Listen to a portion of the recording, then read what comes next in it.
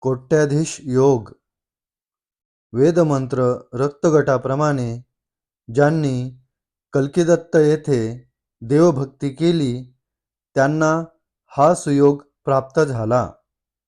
ते कोट्याधीश झाले. आपला रक्तगट ए बी गणपती, ओ विष्णू, ए शिव, बी सूर्य आहे.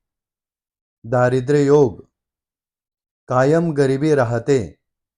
वेदमंत्र रक्तगटाप्रमाणे देवभक्ती न केल्यास येते.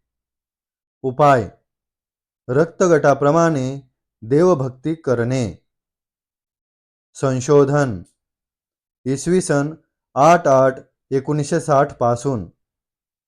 संशोधक VBK ट्रस्ट, शिरूर, जिल्हा पुणे, महाराष्ट्र.